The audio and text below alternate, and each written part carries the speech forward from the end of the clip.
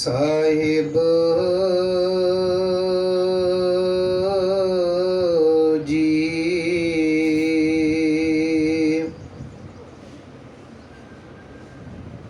ਰਜਨਾ ਕੋਈ ਜੀਵਿਆ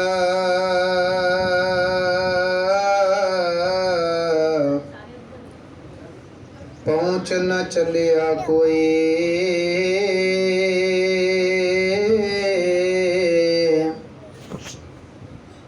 ਗਿਆਨੀ ਜੀਵੈ ਸਦਾ ਸਦਾ ਸੁਰਤੀ ਹੀ ਪਤ ਹੋਏ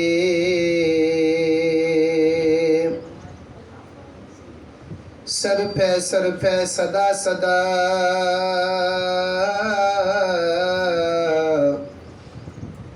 ਇਹ ਮੈਂ ਗਈ ਵਿਹਾਏ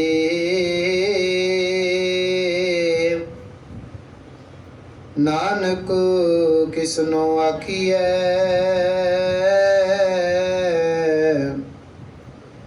ਵਿਣ ਪੁੱਛਿਆ ਹੀ ਲੈ ਜਾਏ। ਧੰਨ ਵਾਹਿਗੁਰੂ ਸਾਹਿਬ ਜੀ। ਸ੍ਰੀ ਰਾਗ ਮਹਿਲਾ ਪੰਜਵਾਂ। ਤੀਚਰ ਵਸੈ ਸੁਹੇਲੜੀ ਜੀਚਰ ਸਾਥੀ ਨਾਲ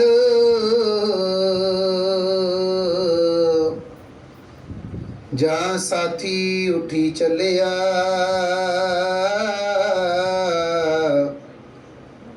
ਤਾਂ ਧਨ ਖਾਕੂਰਾਲ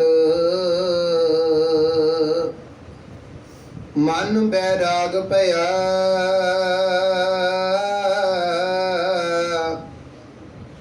दर्शन देखने का चाओ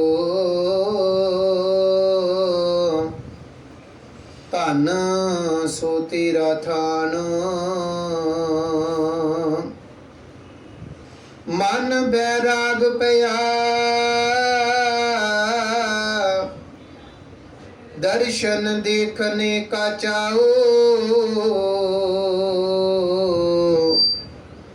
धन सो तेरा थान रहा जिचर वसया कंत घर जियो जियो सब कहत जा उठी चलसी कंतड़ा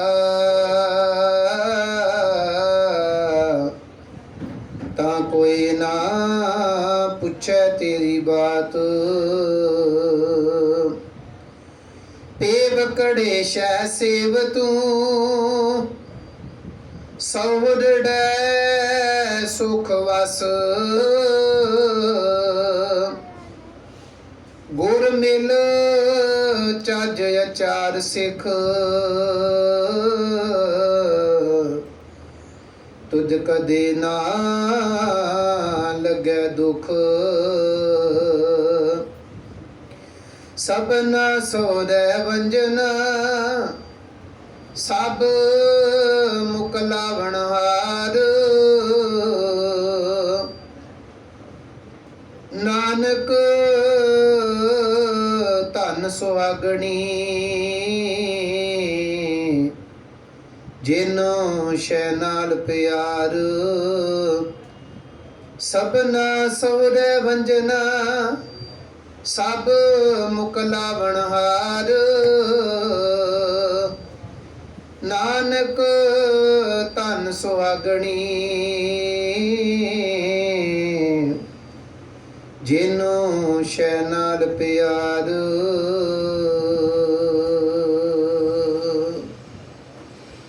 परम सन्मानयोग सतगुरु धन धन साहब श्री गुरु ग्रंथ साहब महाराज जी जिन्हां दी पावन अते पवित्र हजूरी अंदर अज आपां सारे जने बहुत ही सत्कारयोग बीबी तजिंदर कौर जी जितने को सवासां दी पूंजी उस अकाल पुरख जी ने बख्शिश करके समात लोक विच ਭੇਜਿਆ ਸੀ ਉਸ ਨੂੰ ਸੰਪੂਰਨ ਕਰਦਿਆਂ ਹੋਇਆਂ ਪਿਛਲੇ ਸਮੇਂ ਸਾਨੂੰ ਸਾਰਿਆਂ ਨੂੰ ਸਦੀਵੀ ਵਿਛੋੜਾ ਦੇ ਕੇ ਇਸ ਸੰਸਾਰ ਤੋਂ ਅਕਾਲ ਚਲਾਣਾ ਕਰ ਗਏ ਨੇ। ਤਿਨਾਂ ਦੀ ਮਿੱਠੀ ਯਾਦ ਵਿੱਚ ਸਰਦਾਰ ਪਰਮਿੰਦਰ ਸਿੰਘ ਜੀ ਸਮੂਹ ਪਰਿਵਾਰ ਨੇ ਮਿਲ ਕਰਕੇ ਪਰਸੋਂ ਰੋਜ਼ ਤੋਂ ਲੈ ਕੇ ਸ੍ਰੀ ਅਖੰਡ ਪਾਠ ਸਾਹਿਬ ਪ੍ਰਾਰੰਭ ਕਰਵਾਏ ਸਨ। ਸਮਾਪਤੀ ਤੋਂ ਉਪਰੰਤ ਪਾਵਨ ਬਾਣੀ ਦੇ ਸ਼ਬਦ ਕੀਰਤਨ ਆਪ ਜੀ ਨੇ ਬੜੇ ਹੀ ਪਿਆਰ ਤੇ ਸਤਿਕਾਰ ਦੇ ਨਾਲ ਸਰਵਣ ਕੀਤੇ ਨੇ। ਆਓ ਕੁਝ ਕੁ ਸਮੇਂ ਲਈ ਸ਼ਬਦ ਵਿਚਾਰ ਗੁਰਮਤਿ ਵਿਚਾਰਾਂ ਦੇ ਰਾਹੀਂ ਸਾਹਿਬ ਸ੍ਰੀ ਗੁਰੂ ਗ੍ਰੰਥ ਸਾਹਿਬ ਮਹਾਰਾਜ ਜੀ ਦੇ ਚਰਨਾਂ ਦੀ ਛੋਹ ਪ੍ਰਾਪਤ ਕਰਨ ਦਾ ਯਤਨ ਕਰੀਏ। ਪਾਵਨ ਬਾਣੀ ਦੇ ਰਾਹੀਂ ਜਾਣਨ ਦਾ ਇਹ ਯਤਨ ਕਰੀਏ ਕਿ ਮਨੁੱਖ ਦਾ ਦੁਨੀਆ ਦੇ ਵਿੱਚ ਆਉਣਾ ਕੀ ਹੈ ਤੇ ਮਨੁੱਖ ਦੁਨੀਆ ਦੇ ਵਿੱਚ ਆ ਕੇ ਉਹਨੂੰ ਕਰਨਾ ਕੀ ਚਾਹੀਦਾ ਮਨੁੱਖਾ ਜੀਵਨ ਲੈ ਕੇ। ਇਹ ਪਾਵਨ ਬਾਣੀ ਦੇ ਰਾਹੀਂ ਵਿਚਾਰਨ ਦਾ ਯਤਨ ਕਰਦੇ ਹਾਂ। ਪਾਵਨ ਸ਼ਬਦ ਜਿਸ ਦਾ ਪਾਠ ਆਪ ਜੀ ਨੇ ਹੁਣੇ ਸਰਵਣ ਕੀਤਾ ਹੈ, ਪੰਜਵੇਂ ਪਾਤਸ਼ਾਹ ਧੰਨ ਧੰਨ ਸਾਹਿਬ ਸ੍ਰੀ ਗੁਰੂ ਅਰਜਨ ਦੇਵ ਮਹਾਰਾਜ ਜੀ ਸ਼ਹੀਦਾਂ ਦੇ ਸਰਤਾਜ ਸਤਿਗੁਰਾਂ ਦੀ ਪਾਵਨ ਰਸਨਾ ਤੋਂ ਬਖਸ਼ਿਸ਼ ਕੀਤਾ ਹੋਇਆ ਇਹ ਪਾਵਨ ਸ਼ਬਦ ਸ੍ਰੀ ਰਾਗ ਦੇ ਅੰਦਰ ਸਾਹਿਬ ਸ੍ਰੀ ਗੁਰੂ ਗ੍ਰੰਥ ਸਾਹਿਬ ਮਹਾਰਾਜ ਜੀ ਦੇ ਪਾਵਨ ਅੰਗ 50 ਦੇ ਉੱਤੇ ਸੁਭਾਈਮਾਨ ਹੈ। ਸਤਿਗੁਰੂ ਜੀ ਇਸ ਪਾਵਨ ਸ਼ਬਦ ਦੇ ਅੰਦਰ ਵਿਚਾਰ ਬਖਸ਼ਿਸ਼ ਕਰ ਰਹੇ ਹਨ। ਇਸ ਦੁਨੀਆ ਦੇ ਵਿੱਚ ਮਨੁੱਖ ਤਾਂ ਆਉਂਦਾ ਮਨੁੱਖਾ ਜੀਵਨ ਧਾਰ ਕੇ ਕਿ ਮਨੁੱਖਾ ਜੀਵਨ ਦੇ ਵਿੱਚ ਰਹਿੰਦਿਆਂ ਮੇਰੀ ਪ੍ਰੀਤ ਉਸ ਰੱਬ ਜੀ ਦੇ ਨਾਲ, ਉਸ ਅਕਾਲ ਪੁਰਖ ਜੀ ਦੇ ਨਾਲ ਹੋ ਸਕੇ ਜਿਹੜੇ ਰੱਬ ਤੋਂ ਟੁੱਟ ਕੇ ਮੈਂ ਦੁਨੀਆ ਦੇ ਵਿੱਚ ਆਇਆ। ਜਦੋਂ ਮਨੁੱਖ ਨੂੰ ਇਹ ਸਮਝ ਲੱਗ ਜਾਏਗੀ ਨਾ ਮੈਂ ਰੱਬ ਨਾਲੋਂ ਟੁੱਟ ਕੇ ਦੁਨੀਆ ਵਿੱਚ ਆਇਆ ਤੇ ਦੁਨੀਆ ਵਿੱਚ ਆਉਣ ਦਾ ਮੇਰਾ ਮਕਸਦ ਇਹ ਹੈ ਕਿ ਮੈਂ ਰੱਬ ਜੀ ਦੇ ਚਰਨਾਂ ਵਿੱਚ ਪ੍ਰੀਤ ਪਾ ਕੇ ਐਸਾ ਜੀਵਨ ਬਣਾ ਲਵਾਂ ਕਿ ਇੱਕ ਦਿਨ ਮੈਂ ਰੱਬ ਜੀ ਦੇ ਵਿੱਚ ਭੇਦ ਹੋ ਜਾਵਾਂ, ਮੇਰਾ ਜਨਮ ਤੇ ਮਰਨਾ ਦੁਨੀਆ ਦੇ ਵਿੱਚੋਂ ਸਦਾ ਵਾਸਤੇ ਖਤਮ ਹੋ ਜਾਏ।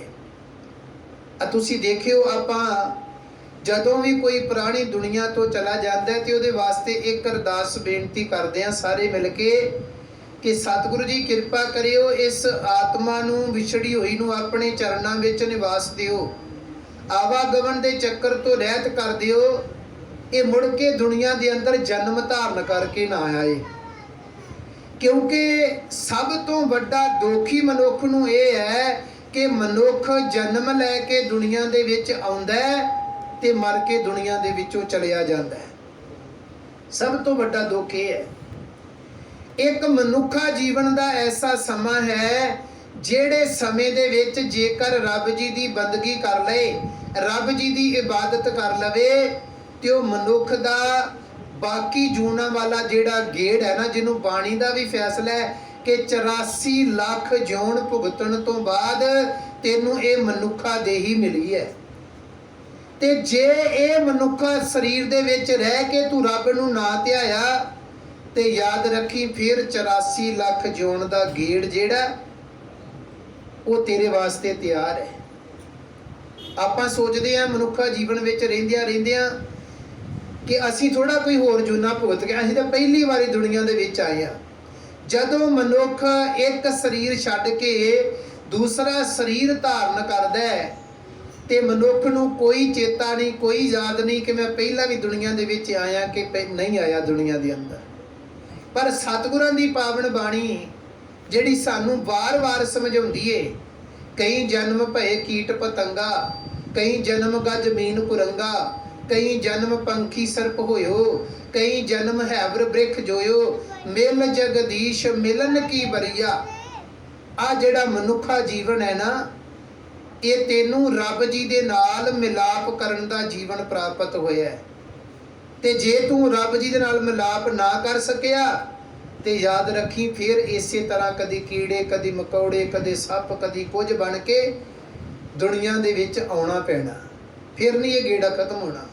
ਤੁਸੀਂ ਵਿਚਾਰ ਕੇ ਦੇਖੋ, ਇੱਕ ਮਨੁੱਖਾ ਜਨਮ 84 ਲੱਖ ਦੇ ਵਿੱਚੋਂ ਇੱਕ ਜੋਨ ਹੈ, ਇਹਦੀ ਕਿੰਨੀ ਉਮਰ ਹੈ। ਹੋਰ ਜੋਨਾਂ ਦੇ ਵਿੱਚ ਕਿੰਨੀ ਉਮਰ ਹੈ, ਉਹ ਭੁਗਤਣ ਤੋਂ ਬਾਅਦ ਦੇ ਵਿੱਚ ਫੇਰ ਕਿਤੇ ਪਤਾ ਨਹੀਂ ਕਿੰਨੇ ਲੱਖਾਂ ਸਾਲਾਂ ਦੇ ਬਾਅਦ ਕਿਤੇ ਮਨੁੱਖਾ ਜੀਵਨ ਮਿਲਣਾ। ਇਸ ਮਨੁੱਖਾ ਜੀਵਨ ਦੇ ਵਿੱਚ ਰਹਿੰਦਿਆਂ ਦਾ ਸਾਡਾ ਫਰਜ਼ ਮਨੁੱਖਾ ਜੀਵਨ ਦਾ ਇਹ ਹੈ ਕਿ ਮਨੁੱਖਾ ਜੀਵਨ ਦੇ ਫਰਜ਼ ਪਹਿਚਾਣ ਸਕੀਏ। ਗੁਰੂ ਸਾਹਿਬ ਨੇ ਰਹਾਉ ਵਾਲੇ ਬੰਦ ਦੇ ਅੰਦਰ ਬਖਸ਼ ਕੀਤੀ ਹੈ, ਮਨ ਬੈਰਾਗ ਪਿਆ ਦਰਸ਼ਨ ਦੇਖਣੇ ਕਾ ਚਾਓ, ਧਨ ਸੋ ਤੇਰਾ ਥਾਨ। ਸਤਿਗੁਰੂ ਜੀ ਕਹਿੰਦੇ ਵਿਰਾਗ ਦਾ ਅਰਥ ਹੁੰਦਾ ਹੈ ਪਿਆਰ। ਮਨ ਦੇ ਅੰਦਰ ਰੱਬ ਜੀ ਦੇ ਪ੍ਰਤੀ ਪ੍ਰੀਤ ਜਾਗੀ ਤੇ ਉਸ ਰੱਬ ਜੀ ਨੂੰ ਸਮਝਣ ਦੀ ਕੋਸ਼ਿਸ਼ ਕੀਤੀ, ਜਿਹੜਾ ਸਾਰੇ ਜੀਵਨ ਦੁਨੀਆ ਦੇ ਵਿੱਚ ਭੇਜਦਾ ਹੈ, ਉਹਨਾਂ ਦੀ ਪ੍ਰਤਪਾਲਨਾ ਕਰਦਾ ਹੈ, ਉਹਨਾਂ ਦੀ ਰਾਖੀ ਕਰਦਾ ਹੈ ਤੇ ਇੱਕ ਦਿਨ ਐਸਾ ਆਉਂਦਾ ਉਹ ਮਨੁੱਖ ਨੂੰ ਜੀਵ ਨੂੰ ਦੁਨੀਆ ਤੋਂ ਲੈ ਜਾਂਦਾ ਹੈ। ਉਸ ਰੱਬ ਜੀ ਨੂੰ ਸਮਝਣ ਦੀ ਕੋਸ਼ਿਸ਼ ਕੀਤੀ ਤੇ ਪਤਾ ਲੱਗਿਆ ਧਨ ਸੋ ਤੇਰਾ ਥਾਨ। हे ਰੱਬ ਜੀ, ਜਿਹੜੀ ਥਾਂ ਦੇ ਉੱਤੇ ਜਿਹੜਿਆ ਹਿਰਦਿਆਂ ਦੇ ਅੰਦਰ ਤੂੰ ਵਸ ਗਿਆ, ਉਹ ਹਿਰਦੇ ਧਨਤਾ ਦੇ ਯੋਗ ਨੇ, ਉਹ ਹਿਰਦੇ ਪਵਿੱਤਰ ਹੋ ਗਏ, ਉਹ ਹਿਰਦੇ ਨਿਰਮਲ ਹੋ ਗਏ। ਉਹਨਾਂ ਨੇ ਜਿਉਂਦੇ ਜੀ ਇਸੇ ਸਰੀਰ ਦੇ ਵਿੱਚ ਰਹਿੰਦਿਆਂ ਮੁਕਤੀ ਪ੍ਰਾਪਤ ਕਰ ਲਈ। ਫਿਰ ਉਹਨਾਂ ਦੇ ਵਾਸਤੇ ਜਨਮ ਤੇ ਮਰਨ ਦਾ ਗੇੜ ਨਹੀਂ ਹੈ, ਇੱਥੇ ਹੀ ਖਤਮ ਹੈ। ਮਨ ਦੇ ਅੰਦਰ ਪ੍ਰੀਤ ਕੀ ਹੈ ਰੱਬ ਜੀ ਦੀ? ਸਾਡਾ ਦੁਨੀਆ ਦੇ ਅੰਦਰ ਤੁਸੀਂ ਵਿਚਾਰ ਕੇ ਦੇਖਿਓ, ਬਾਹਰੀ ਤੌਰ ਤੇ ਜਿਹਦੇ ਨਾਲ ਸਾਡਾ ਪਿਆਰ ਹੁੰਦਾ ਹੈ, ਜਿਹਦੇ ਨਾਲ ਸਾਡੀ ਪ੍ਰੀਤ ਹੁੰਦੀ ਹੈ ਨਾ, ਆਪਾਂ ਉਹਨੂੰ ਕਦੇ ਨਹੀਂ ਭੁੱਲਦੇ, ਉਹ ਭੁੱਲਦਾ ਹੀ ਨਹੀਂ ਮਨੁੱਖ ਨੂੰ ਕਦੇ ਵੀ। ਇਸੇ ਤਰ੍ਹਾਂ ਜਿਸ ਦਿਨ ਸਾਡੀ ਪ੍ਰੀਤ ਸਾਡਾ ਪਿਆਰ ਰੱਬ ਜੀ ਦੇ ਨਾਲ ਪੈ ਗਿਆ, ਫਿਰ ਰੱਬ ਜੀ ਸਾਨੂੰ ਭੁੱਲਣਾ ਨਹੀਂ। ਫਿਰ ਉਸ ਰੱਬ ਨੂੰ ਜਾਣਨ ਦੀ ਕੋਸ਼ਿਸ਼ ਕਰਾਂਗੇ ਵੱਧ ਤੋਂ ਵੱਧ। ਮੈਨੂੰ ਅੱਜ ਵੀ ਯਾਦ ਹੈ ਬੀਬੀ ਤਜਿੰਦਰ ਕੌਰ ਜੀ ਜਿੱਦਾਂ ਨਤਾ ਪ੍ਰਤੀ ਗੁਰਦੁਆਰਾ ਸਾਹਿਬ ਖਾਸ ਕਰਕੇ ਸ਼ਾਮ ਦੇ ਦੀਵਾਨਾਂ ਦੇ ਵਿੱਚ ਹਾਜ਼ਰੀ ਭਰਦੇ ਹੀ ਭਰਦੇ ਸੀ। ਤੇ ਹੁਣ ਜਿਹੜੀ ਪਿਛਲੇ ਸਮੇਂ 3 ਕੁ ਸਾਲ ਹੋਏ ਨੇ ਸੁਸਾਇਟੀ ਬਣੀ ਹੈ ਘਰ ਘਰ ਬਾਬਾ ਗਾਵੀ, ਉਹਦੇ ਵੀ ਮੈਂਬਰ, ਉਹਦੇ ਵਿੱਚ ਪਾਠ ਦੀਆਂ ਡਿਊਟੀਆਂ ਲਗਾਉਣੀਆਂ। ਤੇ ਮੈਨੂੰ ਯਾਦ ਹੈ ਉਹਨਾਂ ਦੀ ਇੱਕ ਗੱਲ, ਇੱਕ ਦਿਨ ਨਾ ਗੁਰਦੁਆਰਾ ਸਾਹਿਬ ਵਿਖੇ ਆਪਾਂ ਜੋ ਜਾਂਦੇ ਹਾਂ, ਪਿੱਛੇ ਗੁਟਕਾ ਸਾਹਿਬ ਪਏ ਨੇ ਤੇ ਉਹਦੇ ਵਿੱਚ ਕੁਝ ਪੋਥੀਆਂ ਪਈਆਂ ਤੇ ਉਹ ਪੋਥੀਆਂ ਨਾ ਚੈੱਕ ਕਰ ਰਹੇ ਸੀ, ਦੇਖ ਰਹੇ ਸੀ ਵਿੱਚੋਂ। ਤੇ ਮੈਂ ਉਹਨਾਂ ਨੂੰ ਪੁੱਛਿਆ, ਮੈਂ ਕਿਹਾ ਇਹ ਕੀ ਕਰ ਰਹੇ ਹੋ? ਕਹਿੰਦੇ ਮੈਨੂੰ ਨਾ ਕੋਈ ਪੋਥੀ ਚਾਹੀਦੀ ਇਤਿਹਾਸ ਦੀ, ਕੋਈ ਸੂਰਜ ਪ੍ਰਕਾਸ਼ ਗ੍ਰੰਥ ਹੋਵੇ ਜਿਹਦੇ ਵਿੱਚੋਂ ਮੈਂ ਗੁਰੂ ਇਤਿਹਾਸ ਪੜ੍ਹ ਸਕਾਂ। ਮੈਂ ਉਹਨਾਂ ਨੂੰ ਬੇਨਤੀ ਕੀਤੀ, ਮੈਂ ਕਿਹਾ ਵੀ ਜਿਹੜਾ ਸੂਰਜ ਪ੍ਰਕਾਸ਼ ਗ੍ਰੰਥ ਹੈ ਨਾ, ਉਹਦੇ ਵਿੱਚ ਇਤਿਹਾਸ ਸਹੀ ਨਹੀਂ ਹੈ, ਉਹਦੇ ਵਿੱਚ ਇਤਿਹਾਸ ਜਿਹੜਾ ਗੁਰੂ ਸਾਹਿਬਾਂ ਦਾ ਸਹੀ ਨਹੀਂ ਦਰਸਾਇਆ ਗਿਆ। ਫਿਰ ਉਹਨਾਂ ਨੇ ਇੱਕ ਹੁਕਮਨਾਮਾ ਕੀਤਾ, ਕਹਿੰਦੇ ਫਿਰ ਤੁਸੀਂ ਏਦਾਂ ਕਰੋ, ਤੁਸੀਂ ਇੱਥੇ ਗੁਰਦੁਆਰਾ ਸਾਹਿਬ ਵਿਖੇ ਇਤਿਹਾਸ ਸੁਣਾਇਆ ਕਰੋ, ਸਾਨੂੰ ਇਤਿਹਾਸ ਦਾ ਪਤਾ ਲੱਗ ਸਕੇ, ਅਸੀਂ ਬਾਣੀ ਪੜ੍ਹਦੇ ਹਾਂ। ਉਹਨਾਂ ਦੇ ਕਹਿਣ ਤੇ ਉਦੋਂ ਧੰਨ ਗੁਰੂ ਨਾਨਕ ਸਾਹਿਬ ਮਹਾਰਾਜ ਜੀ ਦਾ ਅਵਤਾਰ ਕੁਰਬਾਨਾ ਸੀ। ਉਹਨਾਂ ਦੇ ਕਹਿਣ ਤੇ ਗੁਰੂ ਨਾਨਕ ਸਾਹਿਬ ਮਹਾਰਾਜ ਜੀ ਦਾ ਜੀਵਨ ਇਤਿਹਾਸ ਆਪਾਂ ਗੁਰਦੁਆਰਾ ਸਾਹਿਬ ਆਰੰਭ ਕੀਤਾ। ਉਹਨਾਂ ਨੇ ਨਿਤਾ ਪ੍ਰਤੀ ਹਾਜ਼ਰੀਆਂ ਭਰਨੀਆਂ ਤੇ ਵੀਰ ਜੀ ਦੱਸਦੇ, ਪਰਮਿੰਦਰ ਸਿੰਘ ਜੀ ਕਹਿੰਦੇ ਜੋ ਗੁਰਦੁਆਰਾ ਸਾਹਿਬ ਤੋਂ ਸੁਣ ਕੇ ਆਉਣਾ ਉਹ ਆ ਕੇ ਘਰ ਦੱਸਣਾ ਵੀ ਅੱਜ ਭਾਈ ਸਾਹਿਬ ਨੇ ਆਹ ਕਥਾ ਕੀਤੀ ਸੀ, ਅੱਜ ਆਹ ਇਤਿਹਾਸ ਸੁਣਾਇਆ ਗਿਆ। ਇਹ ਕੀ ਹੈ? ਗੁਰੂ ਦੇ ਚਰਨਾਂ ਨਾਲ ਪ੍ਰੀਤ ਹੈ। ਆਹ ਪ੍ਰੀਤ ਹੈ ਜਿਹੜੀ ਮਨੁੱਖ ਨੂੰ ਰੱਬ ਜੀ ਦੇ ਵਿੱਚ ਅਭੇਦ ਕਰ ਦਿੰਦੀ ਹੈ। ਉਸ ਤੋਂ ਬਾਅਦ ਦੇ ਵਿੱਚ ਬਿਮਾਰੀਆਂ ਲੱਗਦੀਆਂ ਨੇ ਸਰੀਰ ਨੂੰ। ਕੋਈ ਸਰੀਰ ਅੱਜ ਦੇ ਸਮੇਂ 'ਚ ਖਾਲੀ ਨਹੀਂ ਜਿਹਨੂੰ ਬਿਮਾਰੀ ਨਾ ਲੱਗਦੀ ਹੋਵੇ, ਪਰ ਲੱਗਦੀਆਂ ਵੀ ਆਉਂਦੀਆਂ ਬਿਮਾਰੀਆਂ ਤੇ ਠੀਕ ਵੀ ਹੁੰਦੇ ਨੇ ਜੀਵ। ਪਰ ਇੱਕ ਗੱਲ ਹੈ, ਜਿੰਨੇ ਮਨੁੱਖ ਸਵਾਸ ਲਿਖਾ ਕੇ ਆਇਆ ਨਾ, ਲਿਖਾ ਕੇ ਕੀ ਆਪਾਂ ਬਾਣੀ ਦੇ ਮੁਤਾਬਕ ਆਪ ਲਿਖ ਕੇ ਦੇ ਕੇ ਆਏ ਆ। ਜਿੱਦਾਂ ਅਸੀਂ ਆਪਣੇ ਘਰ ਦੇ ਵਿੱਚੋਂ ਕਿਤੇ ਬਾਹਰ ਜਾਣਾ ਹੋਵੇ ਨਾ, ਤੇ ਸਾਡੇ ਬਾਕੀ ਪਰਿਵਾਰ ਦੇ ਘਰ ਵਾਲੇ ਪੁੱਛਦੇ ਭਾਈ ਚੱਲਿਆ ਤੇ ਕਿੱਦਣ ਵਾਪਸ ਆਏਗਾ, ਅੱਜ ਚੱਲਿਆ ਵਾਪਸ ਕਿੱਦਣ ਆਏਗਾ? ਅਸੀਂ ਕਹਿ ਕੇ ਜਾਂਦੇ ਹਾਂ 2 ਦਿਨਾਂ ਨੂੰ, 4 ਦਿਨਾਂ ਨੂੰ, 10 ਦਿਨਾਂ ਨੂੰ ਵਾਪਸ ਆ ਜਾਣਾ ਸੀ। ਇਸੇ ਤਰ੍ਹਾਂ ਜਦੋਂ ਜੀਵ ਦੁਨੀਆ ਦੇ ਅੰਦਰ ਆਉਂਦਾ ਹੈ ਨਾ, ਤੇ ਰੱਬ ਜੀ ਕਹਿੰਦਾ ਭਲਿਆ ਚੱਲਿਆ ਦੁਨੀਆ ਦੇ ਅੰਦਰ ਸੰਸਾਰਿਕ ਯਾਤਰਾ ਵਾਸਤੇ, ਵਾਪਸ ਕਿੱਦਣ ਆਉਣਾ ਹੈ? ਅਸੀਂ ਰੱਬ ਜੀ ਨੂੰ ਦੱਸ ਰਿਹਾ ਫਲਾਣਾ ਦਿਨ ਆਹ ਸਮਾਂ ਹੋਵੇਗਾ, ਇੰਨਾ ਸਮਾਂ ਮੈਨੂੰ ਗਏ ਨੂੰ ਹੋ ਜਾਏਗਾ। ਦੁਨੀਆ ਵਿੱਚ ਆ ਕੇ ਭੁੱਲ ਜਾਂਦੇ ਸਾਰਾ ਕੁਝ ਆਪਾਂ। ਆਹ ਸਮਾਂ ਹੋਵੇਗਾ ਤੇ ਮੈਂ ਵਾਪਸ ਪਰਤ ਕੇ ਆਪਣੇ ਅਸਲੀ ਘਰ, ਜਿਹਨੂੰ ਬਾਣੀ ਨਿਜ ਘਰ ਕਹਿੰਦੀ ਹੈ, ਮੈਂ ਆਪਣੇ ਅਸਲੀ ਘਰ ਵਿੱਚ ਵਾਪਸ ਪਰਤ ਕੇ ਆ ਜਾਣਾ ਹੈ। ਤੇ ਰੱਬ ਜੀ ਕਹਿੰਦੇ ਇੱਥੇ ਲਿਖ ਕੇ ਦੇ ਜਾ ਮੈਨੂੰ, ਉਹਦੇ ਕੰਮ ਪੱਕੇ ਨੇ ਨਾ। ਕਹਿੰਦੇ ਲਿਖ ਕੇ ਦੇ ਜਾ ਮੈਨੂੰ। ਬਾਣੀ ਦਾ ਪਵਿੱਤਰ ਵਾਕ ਹੈ, ਮਰਨ ਲਿਖਾਏ ਮੰਡਲ ਮੈਂ ਆਏ। ਪਹਿਲਾਂ ਮਰਨ ਵਾਲਾ ਦਿਨ ਲਿਖਾ ਕੇ ਫਿਰ ਸਾਡਾ ਜਨਮ ਹੁੰਦਾ ਦੁਨੀਆ ਦੇ ਅੰਦਰ। ਪਹਿਲਾਂ ਆਪਣਾ ਮਰਨ ਦਾ ਦਿਨ ਉੱਥੇ ਰੱਬ ਜੀ ਦੇ ਕੋਲ ਲਿਖਾ ਕੇ ਆਉਂਦੇ ਆ। ਫਿਰ ਦੁਨੀਆ ਦੇ ਅੰਦਰ ਆ ਕੇ ਜਦੋਂ ਕਿਤੇ ਮਨੁੱਖ ਦੇ ਸਰੀਰ ਦੀ ਮੌਤ ਹੁੰਦੀ ਹੈ, ਕੋਈ ਨਾ ਕੋਈ ਬਹਾਨਾ ਬਣ ਜਾਂਦਾ ਹੈ। ਦੁਨੀਆ ਦੇ ਅੰਦਰ ਕੋਈ ਨਾ ਕੋਈ ਬਹਾਨਾ ਬਣ ਜਾਂਦਾ। ਕਿਸੇ ਦਾ ਐਕਸੀਡੈਂਟ ਹੋ ਜਾਂਦਾ, ਕੋਈ ਫਾਂਸੀ ਲੈ ਕੇ ਚੱਲ ਜਾਂਦਾ ਦੁਨੀਆ ਤੋਂ, ਕੋਈ ਕਿਸੇ ਤਰੀਕੇ ਨਾਲ ਕਿਸੇ ਨੂੰ ਅਟੈਕ ਆ ਗਿਆ, ਕਿਸੇ ਨੂੰ ਹੋਰ ਕੋਈ ਬਿਮਾਰੀ ਲੱਗ ਗਈ। ਆਪਾਂ ਇਹ ਗੱਲ ਸੋਚਦੇ ਹਾਂ ਭਈ ਜੇ ਇਹਦਾ ਐਕਸੀਡੈਂਟ ਨਾ ਹੁੰਦਾ ਇਹਨੇ ਦੁਨੀਆ ਤੋਂ ਜਾਣਾ ਨਹੀਂ ਸੀ, ਜੇ ਫਾਂਸੀ ਨਾ ਲੈਂਦਾ ਇਹਨੇ ਦੁਨੀਆ ਤੋਂ ਜਾਣਾ ਨਹੀਂ ਸੀ, ਜੇ ਇਹਨੂੰ ਅਟੈਕ ਨਾ ਹੁੰਦਾ, ਬਿਮਾਰੀ ਨਾ ਲੱਗਦੀ, ਫਿਰ ਨਹੀਂ ਸੀ ਦੁਨੀਆ ਤੋਂ ਜਾਣਾ। ਕਿੱਦਾਂ ਨਹੀਂ ਸੀ ਜਾਣਾ? ਜਿੰਨੇ ਸਵਾਸ ਲੈ ਕੇ ਆਏ ਆ ਨਾ, ਉਹਦੇ ਤੋਂ ਨਾ ਇੱਕ ਸਵਾਸ ਰਹਿੰਦਿਆਂ ਪਹਿਲਾਂ ਮੌਤ ਹੋ ਸਕਦੀ ਹੈ ਤੇ ਨਾ ਇੱਕ ਸਵਾਸ ਆਪਾਂ ਵੱਧ ਲੈ ਸਕਦੇ ਹਾਂ। ਜਿੰਨੇ ਸਵਾਸ ਲੈ ਕੇ ਦੇ ਕੇ ਆਏ ਆ, ਰੱਬ ਜੀ ਨੇ ਲੈ ਕੇ ਭੇਜਿਆ, ਉਹਨੇ ਸਵਾਸ ਭੋਗਣ ਤੋਂ ਬਾਅਦ ਦੁਨੀਆ ਦੀ ਕੋਈ ਤਾਕਤ ਨਹੀਂ ਕਿ ਕਿਸੇ ਮਨੁੱਖ ਨੂੰ ਰੱਖ ਸਕੇ। ਜਿੰਨੀ ਦੇਰ ਤੱਕ ਮਨੁੱਖ ਦੇ ਕੋਲ ਸਵਾਸਾਂ ਰੂਪੀ ਪੂੰਜੀ ਹੈ, ਉਨੀ ਦੇਰ ਤੱਕ ਕੋਈ ਦੁਨੀਆ ਦੀ ਤਾਕਤ ਨਹੀਂ, ਕੋਈ ਦੁਨੀਆ ਦੀ ਬਿਮਾਰੀ ਐਸੀ ਨਹੀਂ ਕਿ ਮਨੁੱਖ ਦੀ ਮੌਤ ਕਰ ਸਕੇ, ਨਹੀਂ ਕਰ ਸਕਦੀ। ਇਹ ਜਿਹੜੇ ਸਵਾਸ ਚੱਲ ਰਹੇ ਨੇ ਨਾ, ਜਿੰਨੇ ਸਵਾਸ ਲੈ ਕੇ ਆਏ ਆ, ਉਹਨਾਂ ਤੋਂ ਬਿਨਾਂ ਕਦੇ ਮਨੁੱਖ ਦੀ ਮੌਤ ਨਹੀਂ ਹੋਣੀ ਜਿੰਨੀ ਦੇਰ ਤੱਕ ਚੱਲਦੇ। ਕਰਨਾ ਕੀ ਹੈ ਦੁਨੀਆ ਦੇ ਅੰਦਰ ਆ ਕੇ? ਸਤਿਗੁਰੂ ਜੀ ਕਹਿੰਦੇ ਰੱਬ ਜੀ ਉਹ ਹਿਰਦੇ ਧਨਤਾ ਦੇ ਯੋਗ ਨੇ ਜਿਨ੍ਹਾਂ ਨੂੰ ਤੇਰੀ ਪਿਆਸ ਲੱਗ ਜਾਂਦੀ ਹੈ, ਜਿਨ੍ਹਾਂ ਨੂੰ ਤੇਰੀ ਪਿਆਸ ਲੱਗ ਜਾਂਦੀ ਹੈ, ਜਿਹੜੇ ਹਰ ਵੇਲੇ ਤੈਨੂੰ ਜਪਣਾ, ਤੈਨੂੰ ਚੇਤੇ ਰੱਖਣਾ ਸੋਚਦੇ ਨੇ। ਫਿਰ ਸਤਿਗੁਰੂ ਜੀ ਕਹਿੰਦੇ ਇਹ ਜਿਹੜਾ ਮਨੁੱਖਾ ਜੀਵਨ ਹੈ ਨਾ, ਮਨੁੱਖਾ ਸਰੀਰ ਹੈ ਜਿਹੜਾ, ਇਹ ਮਨੁੱਖਾ ਜੀਵਨ ਦੋ ਚੀਜ਼ਾਂ ਦਾ ਸੁਮੇਲ ਹੈ। ਇੱਕ ਤੇ ਆ ਮਨੁੱਖਾ ਜੀਵਨ ਧੜ ਜਿਹੜਾ ਸਰੀਰ ਹੈ, ਤੇ ਇੱਕ ਇਹਦੇ ਵਿੱਚ ਬੈਠਾ ਹੋਇਆ ਜਿਹਨੂੰ ਆਪਾਂ ਸਾਰੇ ਕਹਿੰਦੇ ਆ ਆਤਮਾ ਰਾਮ। ਇਹਨਾਂ ਦੋਨਾਂ ਦਾ ਸੁਮੇਲ ਮਨੁੱਖਾ ਜੀਵਨ ਹੈ। ਜੇ ਸਰੀਰ ਕੋਲ ਆਤਮਾ ਨਹੀਂ ਤੇ ਫਿਰ ਆਪਾਂ ਕਹਿੰਦੇ ਆ ਸਰੀਰ ਮਿੱਟੀ ਦੀ ਢੇਰੀ ਹੈ। ਜੇ ਆਤਮਾ ਦੇ ਕੋਲ ਸਰੀਰ ਨਹੀਂ, ਆਤਮਾ ਕੁਝ ਨਹੀਂ ਕਰ ਸਕਦੀ, ਉਹ ਸੂਖਮ ਹੈ। ਦੋਨੋਂ ਚੀਜ਼ਾਂ ਇਕੱਠੀਆਂ ਰਹਿਣ ਤੇ ਮਨੁੱਖਾ ਜੀਵਨ ਹੈ। ਜਦੋਂ ਇਹਨਾਂ ਦੋਨਾਂ ਦਾ ਵਿਛੋੜਾ ਪੈ ਜਾਂਦਾ ਹੈ, ਉਧਰ ਮਨੁੱਖਾ ਜੀਵਨ ਦੀ, ਮਨੁੱਖਾ ਸਰੀਰ ਦੀ ਮੌਤ ਹੋ ਜਾਂਦੀ ਹੈ। ਉਹਨੂੰ ਬਾਣੀ ਨੇ, ਧੰਨ ਗੁਰੂ ਗ੍ਰੰਥ ਸਾਹਿਬ ਮਹਾਰਾਜ ਜੀ ਨੇ ਰੱਬ ਦੀ ਅੰਸ਼ ਕਿਹਾ, ਮਨ ਤੂੰ ਜੋਤ ਸਰੂਪ ਹੈ, ਆਪਣਾ ਮੂਲ ਪਛਾਣ ਮਨ, ਹਰ ਜੀ ਤੇਰੇ ਨਾਲ ਹੈ, ਗੁਰਮਤੀ ਰੰਗ ਮਨ। ਰੱਬ ਤੇਰੇ ਅੰਦਰ ਬੈਠਾ ਹੋਇਆ। ਆ ਜਿਹੜਾ ਬੋਲ ਰਿਹਾ, ਜੋ ਸੁਣ ਰਿਹਾ, ਜੋ ਦੇਖ ਰਿਹਾ, ਤੁਸੀਂ ਧਿਆਨ ਦਿਓ, ਜਦੋਂ ਕੋਈ ਦੁਨੀਆ ਤੋਂ ਮਨੁੱਖ ਚਲਾ ਜਾਂਦਾ, ਸਰੀਰ ਦੀ ਮੌਤ ਹੁੰਦੀ ਹੈ, ਸਰੀਰ ਦਾ ਅੰਗ ਨਹੀਂ ਕੋਈ ਘਟਦਾ। ਸਰੀਰ ਦੇ ਅੰਗ ਸਾਰੇ ਬਿਲਕੁਲ ਉਹੀ ਹੁੰਦੇ ਨੇ, ਪਰ ਨਾ ਅੱਖਾਂ ਦੇਖਦੀਆਂ, ਨਾ ਕੰਨ ਸੁਣਦੇ ਨੇ, ਨਾ ਨੱਕ ਸੁਗੰਧੀ ਲੈਂਦਾ, ਨਾ ਰਸਨਾ ਬੋਲਦੀ ਹੈ, ਨਾ ਕੋਈ ਸਰੀਰ ਹਰਕਤ ਕਰ ਰਿਹਾ ਹੁੰਦਾ। ਫਿਰ ਆਪਾਂ ਕਹਿੰਦੇ ਹਾਂ ਹੁਣ ਤੇ ਮਿੱਟੀ ਦੀ ਢੇਰੀ ਹੈ। ਫਿਰ ਕਿਹੜੀ ਐਸੀ ਤਾਕਤ ਸੀ ਜਿਹੜੀ ਇਹ ਸਰੀਰ ਦੇ ਵਿੱਚ ਬੈਠੀ ਹੋਈ ਸੀ? ਆ ਸਰੀਰ ਤਾਂ ਇੱਕ ਜ਼ਰੀਆ ਹੈ ਬੋਲਣ ਦਾ, ਤੁਰਨ ਫਿਰਨ ਦਾ, ਰੱਬ ਨੂੰ ਧਿਆਉਣ ਦਾ। ਫਿਰ ਸਤਿਗੁਰੂ ਜੀ ਕਹਿੰਦੇ ਬਾਣੀ ਦੇ ਅੰਦਰ ਹੀ, ਆ ਸਰੀਰ ਜਿਹੜਾ ਇਹ ਦੁਨੀਆ ਅੰਦਰ ਰਹਿ ਜਾਣਾ ਹੈ, ਇਹ ਸਰੀਰ ਦੁਨੀਆ ਦੇ ਅੰਦਰ ਰਹਿ ਜਾਣਾ ਹੈ। ਜਿਹੜਾ ਇਹਦੇ ਵਿੱਚ ਬੈਠਾ ਹੋਇਆ ਆਤਮਾ ਹੈ, ਜਿਹੋ ਜਿਹੇ ਮਨੁੱਖ ਨੇ ਕਰਮ ਕੀਤੇ ਹੋਣਗੇ ਦੁਨੀਆ ਦੇ ਅੰਦਰ, ਉਸੇ ਤਰ੍ਹਾਂ ਦਾ ਅਗਲਾ ਜੀਵਨ ਹੈ ਜਿਹਨੂੰ ਆਪਾਂ ਨਰਕ ਤੇ ਸਵਰਗ ਕਹਿੰਦੇ ਆ। ਅਸੀਂ ਨਰਕ ਤੇ ਸਵਰਗ ਇੱਕ ਉੱਪਰ ਨੂੰ ਧਿਆਨ ਦਿੰਦੇ ਆ। ਜੋ ਨਰਕ ਸਵਰਗ ਦੀ ਗੱਲ ਚੱਲਦੀ ਵੀ ਉੱਪਰ ਕਿਤੇ ਬਣਿਆ ਕੋਈ ਨਰਕ ਤੇ ਸਵਰਗ, ਉੱਥੇ ਮਨੁੱਖ ਜਾ ਕੇ ਕੋਈ ਨਰਕਾਂ 'ਚ ਪਾ ਜਾਂਦੇ, ਕੋਈ ਸਵਰਗਾਂ 'ਚ ਪਾ ਜਾਂਦੇ। ਬਿਲਕੁਲ ਐਸਾ ਨਹੀਂ ਹੈ ਬਾਣੀ ਦਾ ਜਿਹੜਾ ਫੈਸਲਾ। ਬਾਣੀ ਦਾ ਕਹਿੰਦੀ ਇੱਕ ਸਰੀਰ ਦੇ ਵਿੱਚੋਂ ਆਤਮਾ ਕੱਢ ਕੇ ਜਦੋਂ ਇੱਧਰ ਸਰੀਰ ਦੀ ਮੌਤ ਹੋਣੀ ਹੈ, ਉਹਦੇ ਵਾਸਤੇ ਉਹਦੇ ਕਰਮਾਂ ਦੇ ਮੁਤਾਬਕ ਅਗਲਾ ਸਰੀਰ ਘੜਿਆ ਪਿਆ, ਉਹ ਆਤਮਾ ਜਿਹੜੀ ਆ ਉਹ ਸਰੀਰ ਦੇ ਵਿੱਚ ਫਿੱਟ ਕਰ ਦਿੱਤੀ ਜਾਣੀ ਹੈ।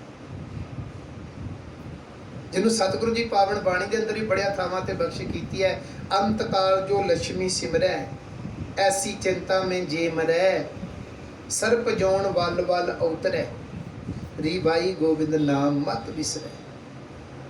ਜਿਹੋ ਜਿਹੇ ਮਨੁੱਖ ਨੇ ਦੁਨੀਆ ਦੇ ਅੰਦਰ ਕਰਮ ਕੀਤੇ ਹੁੰਦੇ ਨੇ ਉਹੋ ਜਿਹਾ ਅਗਲਾ ਸਰੀਰ ਹੈ।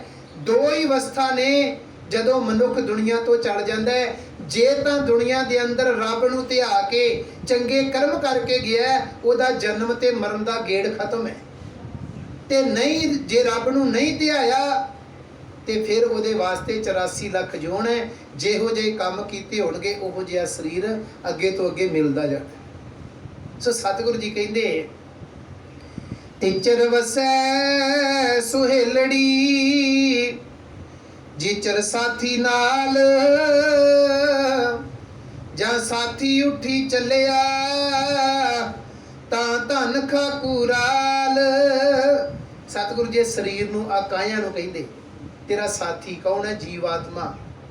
ਜਿੰਨੀ ਦੇਰ ਤੱਕ ਤੇਰੇ ਨਾਲ ਹੈ ਨਾ, ਉਨੀ ਦੇਰ ਤੱਕ ਤੂੰ ਦੁਨੀਆ ਦੇ ਅੰਦਰ ਬੜੇ ਆਨੰਦ ਦੇ ਨਾਲ ਜੀਵਨ ਬਤੀਤ ਕਰਦੀ ਹੈ। ਜਾਂ ਉੱਠੀ ਚੱਲ ਸੀ ਕੰਤੜਾ, ਜਾਂ ਸਾਥੀ ਉੱਠੀ ਚੱਲਿਆ। ਜਦੋਂ ਤੇਰਾ ਸਾਥੀ ਇਸ ਦੁਨੀਆ ਤੋਂ ਚਲਾ ਜਾਂਦਾ, ਭਾਵ ਜੀਵ ਆਤਮਾ ਤੈਨੂੰ ਛੱਡ ਕੇ ਚਲਾ ਜਾਂਦਾ, ਤਾਂ ਧਨ ਖਾਕੂਰਾਲ, ਉਦੋਂ ਫਿਰ ਇਹ ਸਰੀਰ ਜਿਹੜਾ ਹੈ ਮਿੱਟੀ ਦੇ ਵਿੱਚ ਰੁਲ ਜਾਂਦਾ ਹੈ, ਮਿੱਟੀ ਵਿੱਚ ਰੁਲ ਜਾਂਦਾ ਹੈ।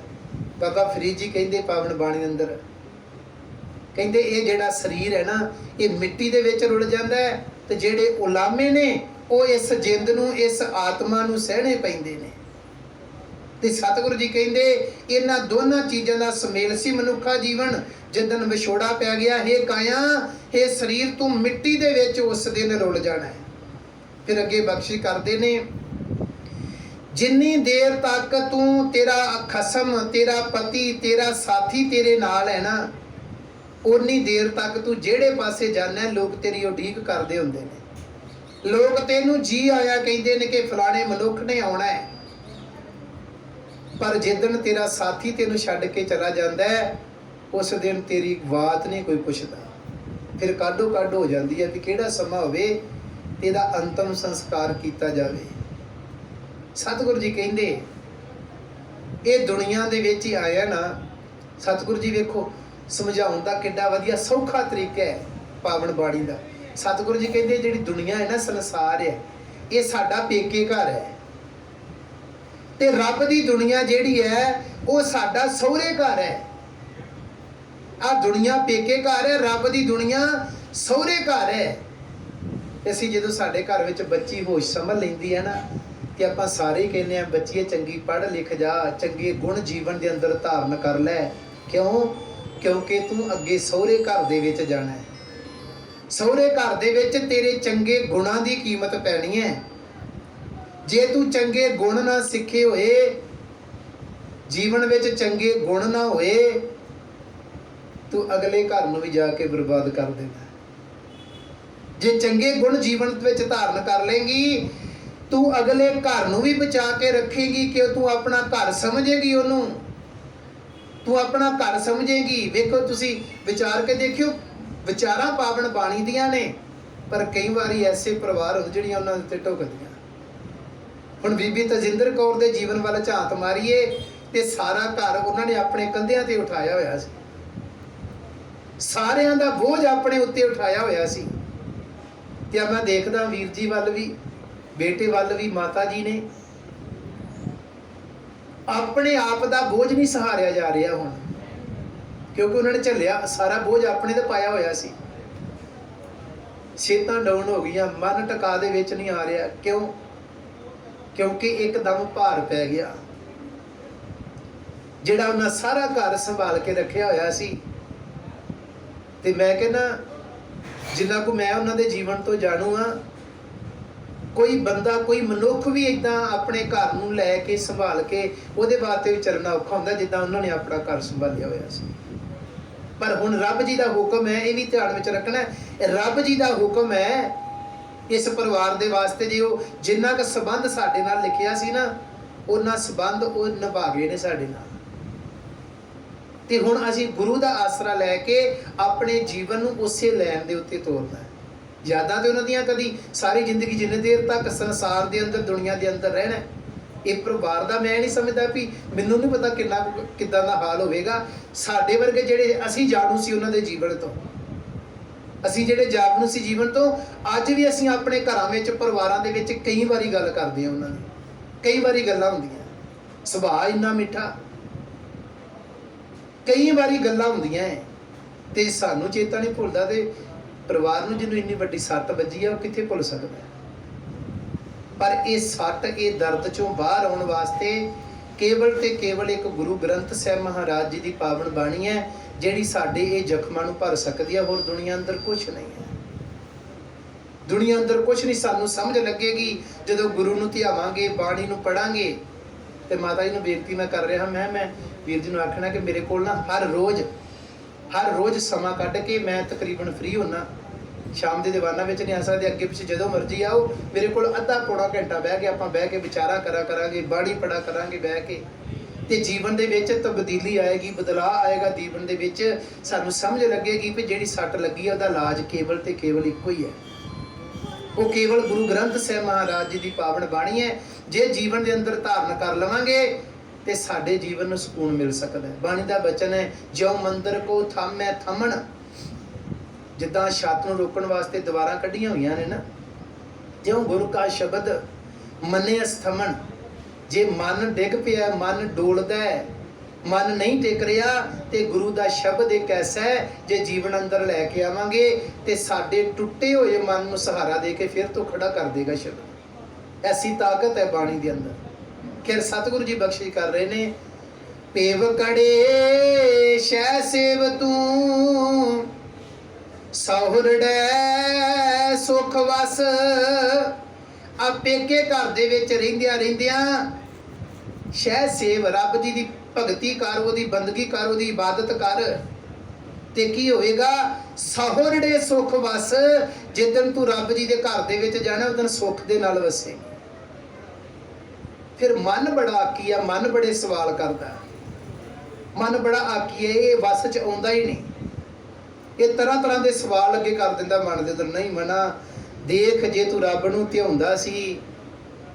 ਸਾਡੇ ਮਨ ਵਿੱਚ ਵੀ ਆਉਂਦੇ, ਬੀਬੀ ਤਜਿੰਦਰ ਕੌਰ ਕਿੰਨੇ ਧਿਆਉਂਦੀ ਸੀ ਰੱਬ ਨੂੰ, ਉਹ ਦੁਨੀਆ ਤੋਂ ਚਲੇ ਗਏ।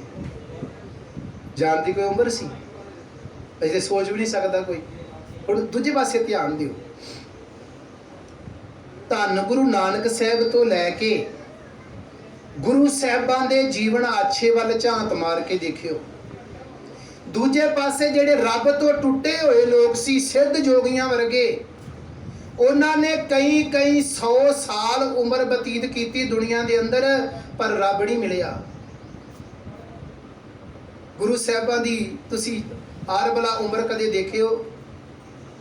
ਕੋਈ 9 ਸਾਲ ਦਾ, ਕੋਈ 30 ਸਾਲ ਦਾ, ਕੋਈ 42 ਸਾਲ ਦਾ।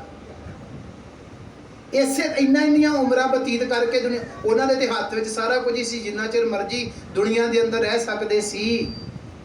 ਪਰ ਨਹੀਂ, ਆਪ ਹੁਕਮ ਦੇ ਵਿੱਚ ਰਹਿ ਕੇ ਸਾਨੂੰ ਹੁਕਮ ਦੇ ਵਿੱਚ ਰਹਿਣਾ ਸਿਖਾ ਕੇ ਕਿ ਭਾਈ ਮੌਤ ਇੱਕ ਅਟਲ ਸਚਾਈ ਹੈ, ਪਤਾ ਨਹੀਂ ਕਿੱਦਣ ਆ ਜਾਣੀ ਹੈ, ਸਾਰਿਆਂ ਨੂੰ ਤਿਆਰੀ ਕਰਕੇ ਰੱਖਣੀ ਚਾਹੀਦੀ ਹੈ।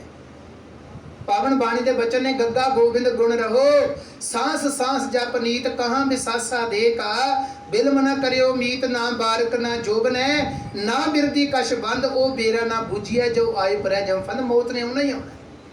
ਮਨ ਕਹਿੰਦਾ ਫਿਰ ਕਿੱਥੇ ਜਾਵਾਂ, ਕਿਹਦੇ ਕੋਲ ਚੰਗੇ ਗੁਣ ਸਿੱਖਾਂ? ਮੈਂ ਤੇ ਜਿਹਦੇ ਕੋਲ ਜਾਣਾ ਉਹੀ ਆਪਣੇ ਰੋਣੇ ਰੋਂਦਾ। ਏਦਾਂ ਹੀ ਹੁੰਦਾ ਨਾ। ਲੋਕ ਦੁਨੀਆ ਤਾਂ ਹੋ ਸਕਦਾ ਹੈ, ਕਈ ਦੁਨੀਆ ਦੇ ਅੰਦਰ ਇਦਾਂ ਮਨੁੱਖ ਹੋਣਗੇ ਵੀ ਆਪਣਾ ਦੁੱਖ ਦੱਸੀਏ ਤੇ ਬਾਅਦ ਵਿੱਚ ਤਾੜੀਆਂ ਮਾਰ ਕੇ ਹੱਸਣ ਵਾਲੇ ਵੀ ਹੈਗੇ ਨੇ ਦੁਨੀਆ ਦੇ ਅੰਦਰ। ਸਤਿਗੁਰੂ ਨੇ ਐਸਾ ਜਵਾਬ ਦਿੱਤਾ। ਸਤਿਗੁਰੂ ਜੀ ਕਹਿੰਦੇ, ਜੇ ਤੂੰ ਚੰਗੇ ਗੁਣਾਂ ਦਾ ਧਾਰਨੀ ਹੋਣਾ ਚਾਹੁੰਦਾ ਹੈ ਨਾ, ਜੇ ਤੂੰ ਮੇਰੀ ਗੱਲ ਨੂੰ ਮੰਨਣਾ ਕਿ ਪੇਵਕੜੇ ਤਾਂ ਸ਼ੈ ਸੇਵ ਤੂੰ ਸਹੁਰੜੇ ਸੁਖ ਵਸ, ਫਿਰ ਸਤਿਗੁਰੂ ਜੀ ਕਹਿੰਦੇ, ਗੁਰ ਮਿਲ ਚੱਜ ਅਚਾਰ ਸਿੱਖ, ਤੁਝ ਕਦੇ ਨਾ ਲੱਗਿਆ ਦੁੱਖ। ਜੇ ਤੂੰ ਗੁਰੂ ਦੇ ਨਾਲ ਮਿਲਾਪ ਕਰਕੇ ਚੰਗੇ ਗੁਣਾਂ ਨੂੰ ਜੀਵਨ ਦੇ ਅੰਦਰ ਧਾਰਨ ਕਰ ਲੇਗਾ, ਤੂੰ ਕਦੇ ਦੁਖੀ ਨਹੀਂ ਹੋਵੇਗਾ। ਦੁੱਖ ਜਿੰਨੇ ਮਰਜ਼ੀ ਜੀਵਨ ਵਿੱਚ ਆਉਂਦੇ ਰਹਿਣ, ਤੂੰ ਕਦੇ ਦੁਖੀ ਨਹੀਂ ਹੋਵੇਗਾ। ਪਰ ਇੱਕ ਗੱਲ ਯਾਦ ਰੱਖੀ, ਸਭਨਾ ਸਹੁਰੇ ਵੰਜਣਾ, ਸਭ ਮੁਕਲਾਵਣ ਹਾਰ। ਸਹੁਰੇ ਹਰੇਕ ਨੇ ਜਾਣਾ ਹੀ ਜਾਣਾ ਹੈ। ਭਾਵ ਕਿ ਮੌਤ ਇੱਕ ਐਸੀ ਅਟੱਲ ਸੱਚਾਈ ਹੈ ਜਿਹੜੀ ਸਾਰਿਆਂ ਨੂੰ ਆਉਣੀ ਹੈ। ਪਤਾ ਨਹੀਂ ਬਚਪਨ ਦੇ ਵਿੱਚ ਆ ਜੇ, ਤੁਸੀਂ ਝਾਤ ਮਾਰ ਕੇ ਦੇਖਿਓ, ਆ घर ਦੇ ਵਿੱਚੋਂ ਹੀ ਤੁਹਾਨੂੰ ਸਾਰਾ ਕੁਝ ਮਿਲ ਜਾਣਾ। ਕਿੰਨੇ ਐਸੇ ਬੱਚੇ ਜਿਨ੍ਹਾਂ ਨੇ ਬਚਪਨ ਵੀ ਪੂਰਾ ਨਹੀਂ ਭੋਗਿਆ ਤੇ ਦੁਨੀਆ ਤੋਂ ਚਲੇ ਗਏ। ਕਿੰਨੇ ਐਸੇ ਨੌਜਵਾਨ ਜਿਨ੍ਹਾਂ ਦੇ ਪਿਤਾ ਨੇ ਆਪਣੇ ਬੱਚਿਆਂ ਦੀਆਂ ਅਰਥੀਆਂ ਨੂੰ ਆਪਣੇ ਕੰਧਿਆਂ ਦੇ ਉੱਤੇ ਚੁੱਕ ਕੇ ਆਪਣੇ ਹੱਥਾਂ ਦੇ ਨਾਲ ਜਾ ਕੇ ਅਗਨ ਭੇਟ ਕਰਕੇ ਆਏ। ਤੇ ਬਜ਼ੁਰਗ ਦੀ ਅਵਸਥਾ ਜਦੋਂ ਆਉਣੀ ਹੈ ਉਹਦੇ ਤੋਂ ਬਾਅਦ ਤੇ ਫਿਰ ਸਾਰਿਆਂ ਨੇ ਜਾਣਾ ਹੀ ਜਾਣਾ। ਸੋ ਸਤਿਗੁਰੂ ਜੀ ਕਹਿੰਦੇ ਸਭਨਾ ਸਹੁਰੇ ਵੰਜਨਾ ਸਭ ਮੁਕ ਲਾਵਣ ਹਾਰ। ਸਾਰਿਆਂ ਨੇ ਇੱਕ ਦਿਨ ਸਹੁਰੇ ਜਾਣਾ ਨਾਨਕ ਧਨ ਸੁਹਾਗਣੀ ਜਿਨ ਸ਼ੈ ਨਾਲ ਪਿਆਰ। ਅਸਲ ਦੇ ਵਿੱਚ ਉਹ ਸੁਹਾਗ ਭਾਗ ਵਾਲੀ ਜੀਵ ਇਸਤਰੀ ਹੈ ਜਿਨੇ ਇਸ ਦੁਨੀਆ ਦੇ ਵਿੱਚ ਰਹਿ ਕੇ ਆਪਣੀ ਪ੍ਰੀਤ ਨਿਰੰਕਾਰ ਦੇ ਚਰਨਾਂ ਨਾਲ ਪਾ ਲਈ, ਜਿਨੇ ਆਪਣਾ ਮਨ ਤੋਂ ਪਿਆਰ ਨਿਰੰਕਾਰ ਦੇ ਚਰਨਾਂ ਵਿੱਚ ਵਸਾ ਲਿਆ। ਉਹ ਜੀਵ ਇਸਤਰੀ ਜਿਹੜੀ ਹੈ ਉਹ ਭਾਗਾਂ ਵਾਲੀ ਹੈ, ਉਹ ਵੱਡੇ ਭਾਗ ਆਪਣੇ ਬਣਾ ਗਈ। ਉਹ ਦੁਨੀਆ ਦੇ ਵਿੱਚ ਰਹਿੰਦਿਆਂ ਜੋ ਕੁਝ ਪ੍ਰਾਪਤ ਕਰਨ ਵਾਸਤੇ ਜੀਵ ਆਉਂਦਾ ਹੈ ਉਸ ਆਤਮਾ ਨੇ ਉਹ ਪ੍ਰਾਪਤ ਕਰ ਲਿਆ ਜਿਹਨੇ ਰੱਬ ਜੀ ਦੇ ਨਾਲ ਪ੍ਰੀਤ ਪਾ ਲਈ। ਤੇ ਇਦਾਂ ਵਿਚਾਰਿਆ ਕਰੀਏ ਆਪਾਂ ਕਿ ਉਹ ਜਿੰਨਾ ਜੀਵਨ ਰੱਬ ਜੀ ਨੇ ਦਿੱਤਾ ਸੀ ਉਹਨੂੰ ਬੜੇ ਸੋਹਣੇ ਤਰੀਕੇ ਦੇ ਨਾਲ ਬਤੀਤ ਕਰਕੇ ਚਲੇ ਗਏ। ਕਿਉਂਕਿ ਮਨ ਦੀਆਂ ਜਿਹੜੀਆਂ ਖਵਾਇਸ਼ਾਂ ਹੁੰਦੀਆਂ ਨੇ, ਬਾਣੀ ਦਾ ਵੀ ਬਚਨ ਹੈ ਕਿ ਚੱਲੇ ਚੱਲਣ ਹਾਰ ਵਿਚਾਰਾਂ ਲੈ ਮਨੋ ਗੰਢੇਂਦਿਆਂ ਛੇ ਮਾਹ ਤੁੜਿੰਦਿਆਂ ਹਿੱਕ ਖਿਨੋ। ਹਰੇਕ ਮਨੁੱਖ ਸੋਚਦਾ ਵੀ ਆਉਣ ਵਾਲੇ ਸਮੇਂ ਦੇ ਵਿੱਚ ਅਸੀਂ ਇਸ ਤਰ੍ਹਾਂ ਦਾ ਪਰਿਵਾਰ ਬਣਾ ਦੇਣਾ ਹੈ, ਅਸੀਂ ਇਸ ਤਰ੍ਹਾਂ ਦੀਆਂ ਗੱਲਾਂ ਕਰਨੀਆਂ, ਅਸੀਂ ਇਸ ਤਰ੍ਹਾਂ ਦਾ ਘਰ, ਕਿੰਨੇ ਸ਼ੌਂਕ ਦੇ ਨਾਲ ਘਰ ਜਿਹੜਾ ਸੀ ਸਾਰਾ ਕੁਝ ਤਿਆਰ ਕੀਤਾ ਸਾਡੇ ਵੇਂਦਿਆਂ ਸਾਰਾ ਕੁਝ। ਤੇ ਮੈਨੂੰ ਲੱਗਦਾ ਜੇ ਪੂਰੀ ਤਰ੍ਹਾਂ ਤਿਆਰ ਵੀ ਨਹੀਂ ਸੀ ਹੋਇਆ ਘਰ ਜਦੋਂ ਇਹ ਭਾਣਾ ਵਰਤ ਗਿਆ। ਮਨੁੱਖ ਸੋਚਦਾ ਤਾਂ ਕੁਝ ਹੋਰ ਹੈ, ਪਰ ਜਿਹੜਾ ਸਮਾਂ ਜਿਹੜਾ ਦਿਨ ਰੱਬ ਜੀ ਨੇ ਲਿਖਿਆ ਹੁੰਦਾ ਹੈ ਉਹ ਕਦੇ ਟਲਦਾ ਨਹੀਂ। ਜਦੋਂ ਇੱਕ ਵਾਰੀ ਡਾਕਟਰ ਦੇ ਕੋਲ ਜਾ ਕੇ ਆਏ ਤੇ ਮੈਂ ਪੁੱਛਿਆ, ਕਾਫੀ ਦਿਨਾਂ ਬਾਅਦ ਗੁਰਦੁਆਰਾ ਸਾਹਿਬ ਆਏ ਵੀ ਤੁਹਾਡੇ ਦਰਸ਼ਨ ਨਹੀਂ ਹੋਏ, ਕਈ ਦਿਨ ਹੋ ਗਏ ਨੇ। ਕਹਿੰਦੇ ਵੀ ਮੈਨੂੰ ਥੋੜ੍ਹੀ ਜਿਹੀ ਪ੍ਰੋਬਲਮ ਆ ਗਈ ਸੀ ਤੇ ਮੈਂ ਡਾਕਟਰ ਦੇ ਕੋਲੋਂ ਚੈੱਕਅਪ ਤੇ ਬੜੇ ਕਰਾਏ ਨੇ, ਸਾਰਾ ਕੁਝ ਕੀਤਾ ਤੇ ਡਾਕਟਰ ਨੇ ਸਰਜਰੀ ਵੀ ਦੱਸੀ ਏ, ਪਰ ਮੈਂ ਗੁਰੂ ਦੇ ਚਰਨਾਂ ਵਿੱਚ ਆ ਕੇ ਅਰਦਾਸ ਬੇਨਤੀ ਕੀਤੀ ਹੈ। ਮੈਨੂੰ ਕਿਹਾ ਤੁਸੀਂ ਫੋਨ ਤੇ ਵੀ ਮੈਨੂੰ ਕਿਹਾ ਉਹਨਾਂ ਨੇ ਇੱਕ ਵਾਰ ਕਿ ਮੇਰੀ ਅਰਦਾਸ ਬੇਨਤੀ ਜ਼ਰੂਰ ਕਰਿਓ, ਤੇ ਆਪਾਂ ਕਰਦੇ ਵੀ ਰਹੇ ਅਰਦਾਸ ਬੇਨਤੀ ਉਹਨਾਂ ਵਾਸਤੇ। ਤੇ ਕਦੋਂ ਕੁਝ ਦਿਨਾਂ ਬਾਅਦ ਜਦੋਂ ਗੁਰਦੁਆਰਾ ਸਾਹਿਬ ਵਿਖੇ ਆਏ ਤੇ ਕਹਿੰਦੇ ਮੈਂ ਅੱਜ ਰਿਪੋਰਟਾਂ ਕਰਾ ਕੇ ਆਏ ਆ, ਪਰ ਉਹਨਾਂ ਰਿਪੋਰਟਾਂ ਵਿੱਚ ਅੱਗੇ ਨਾਲ ਬਹੁਤ ਫਰਕ ਹੈ। ਡਾਕਟਰ ਹੈਰਾਨ ਹੈ ਇਸ ਗੱਲ ਤੋਂ। ਉਹ ਕਹਿੰਦਾ ਸੀ ਸਰਜਰੀ ਕਰਨੀ ਪੈਣੀ ਹੈ ਤੇ ਮੈਂ ਗੁਰੂ ਚਰਨਾਂ ਵਿੱਚ ਬੇਨਤੀ ਕੀਤੀ ਸੀ ਕਿ ਮੇਰੇ ਸਰੀਰ ਦੇ ਨਾਲ ਕੋਈ ਛੇੜਖਾਨੀ ਨਾ ਹੋਵੇ, ਤੇ ਗੁਰੂ ਨੇ ਮੇਰੇ ਤੇ ਰਹਿਮਤ ਕਰ ਦਿੱਤੀ ਹੈ। ਚਲੋ ਉੱਥੋਂ ਬਚਾਇਆ, ਪਰ ਜਿਹੜੀ ਸਵਾਸਾਂ ਦੀ ਪੂੰਜੀ ਹੈ ਨਾ, ਸਤਿਗੁਰੂ ਜੀ ਬਾਣੀ ਅੰਦਰ ਕਹਿੰਦੇ ਉਹ ਨਾ ਵੱਧਦੀ ਹੈ ਤੇ ਨਾ ਘਟਦੀ ਹੈ। ਤੇ ਜਿਹੜਾ ਗੁਰਮੁਖ ਹੈ ਨਾ ਉਹ ਗੁਰੂ ਚਰਨਾਂ ਵਿੱਚ ਇਹ ਵੀ ਕਦੇ ਨਹੀਂ ਬੇਨਤੀ ਕਰਦਾ ਕਿ ਰੱਬ ਜੀ ਮੈਨੂੰ ਲੰਬੀ ਉਮਰ ਦੇ ਦੇਈ। ਕਦੇ ਕਹਿੰਦਾ ਰੱਬ ਜੀ ਜਿੱਦਣ ਤੈਨੂੰ ਪਸੰਦ ਆਇਆ, ਜਿੱਦਣ ਤੂੰ ਸਮਾਂ ਦਿੱਤਾ ਹੈ ਉਦੋਂ ਮੈਂ ਤਿਆਰ ਬੈਠਾ। ਤੇ ਤਿਆਰੀ ਸਾਡੀ ਇਹ ਹੈ ਕਿ ਗੁਰੂ ਚਰਨਾਂ ਨਾਲ ਪ੍ਰੀਤ ਪਾ ਲਈਏ। ਸਾਡਾ ਦੁਨੀਆ ਦੇ ਵਿੱਚ ਆਇਆ ਹੋਇਆ ਦਾ ਮਕਸਦ ਕੇਵਲ ਆ ਹੈ ਕਿ ਅਸੀਂ ਰੱਬ ਜੀ ਨੂੰ ਜਪ ਕੇ ਉਹਦੇ ਚਰਨਾਂ ਵਿੱਚ ਭੇਦ ਹੋ ਸਕੀਏ। ਸੋ ਸਤਿਗੁਰੂ ਜੀ ਕਿਰਪਾ ਰਹਿਮਤ ਬਖਸ਼ਿਸ਼ ਕਰਨ, ਵਿਛੜੀ ਹੋਈ ਜੀਵਾਤਮਾ ਨੂੰ ਸਦੀਵੀ ਕਾਲ ਵਾਸਤੇ ਆਪਣੇ ਚਰਨਾਂ ਵਿੱਚ ਨਿਵਾਸ ਬਖਸ਼ਣ, ਪਿੱਛੇ ਪਰਿਵਾਰ ਦੇ ਸਿਰ ਤੇ ਮਿਹਰ ਪ੍ਰਿਆਤ ਰੱਖ ਕੇ ਗੁਰਸਿੱਖੀ ਨਾਮਦਾਨ ਭਰੋਸਾ ਸ਼ਬਦ ਦਾ ਸਹਾਰਾ ਬਖਸ਼ਣ, ਤਾਂ ਜੋ ਕਿ ਪਹਿਲਾਂ ਵਰਗਾ ਜੀਵਨ ਜਿਹੜਾ ਹੈ ਉਹ ਸੇਵਕ ਪਰਿਵਾਰ ਆਪਸ ਦੇ ਵਿੱਚ ਮਿਲ ਕੇ ਬਤੀਤ ਕਰ ਸਕੇ। ਜੀਵਨ ਦੇ ਵਿੱਚ ਜੋ ਕੁਝ ਵੀ ਜਿਹੜੀਆਂ ਰੁਕਾਵਟਾਂ ਆ ਰਹੀਆਂ ਨੇ ਉਹ ਗੁਰੂ ਸਾਹਿਬ ਜੀ ਰਹਿਮਤ ਕਰਨ, ਬੱਚੇ ਦੇ ਸਿਰ ਤੇ ਮਿਹਰ ਪ੍ਰਿਆਤ ਰੱਖ ਕੇ ਕਾਮਯਾਬੀਆਂ ਬਖਸ਼ਣ, ਤਰਾਸ ਬਖਸ਼ਣ ਜੀਵਨ ਦੇ ਵਿੱਚ, ਤਾਂ ਜੋ ਕਿ ਸੁਚੱਜਾ ਜੀਵਨ ਪ੍ਰਾਪਤ ਕਰਕੇ ਗੁਰੂ ਚਰਨਾਂ ਵਿੱਚ ਪ੍ਰਵਾਨ ਹੋ ਸਕੀਏ। ਹੋਈਆਂ ਬੇਅੰਤ ਭੁੱਲਾਂ ਤੋਂ ਖਿਮਾ ਬਖਸ਼ਣੀ ਆਓ। ਸਾਰੇ ਜਣੇ ਮਿਲ ਕੇ ਆਨੰਦ ਸਾਹਿਬ 6 ਪੌੜੀਆਂ ਜਾਓ। ਪ੍ਰੰਤ ਗੁਰੂ ਚਰਨਾਂ ਵਿੱਚ ਅਰਦਾਸ ਬੇਨਤੀ, ਪਿਆਰ ਸਹਿਤ ਫਤਿਹ ਬੁਲਾਓ। ਆਖੋ ਜੀ ਵਾਹਿਗੁਰੂ ਜੀ ਕਾ ਖਾਲਸਾ, ਵਾਹਿਗੁਰੂ ਜੀ ਕੀ ਫਤਿਹ। ਰਾਮ ਕਲੀ ਮਹਿਲਾ ਤੀਜਾ। ਆਨੰਦ ਇੱਕ ਓੰਕਾਰ ਸਤਿਗੁਰ ਪ੍ਰਸਾਦ। ਆਨੰਦ ਪਿਆ ਮੇਰੀ ਮਾਏ ਸਤਿਗੁਰੂ ਮੈਂ ਪਾਇਆ, ਸਤਿਗੁਰ ਤਾਂ ਪਾਇਆ ਸਹਿਜ ਸੇਤੀ ਮਨ ਵਜੀਆਂ ਵਧਾਈਆਂ। ਰਾਗ ਰਤਨ ਪਰਿਵਾਰ ਪਰੀਆਂ ਸ਼ਬਦ ਗਾ ਬਣਾਈਆਂ।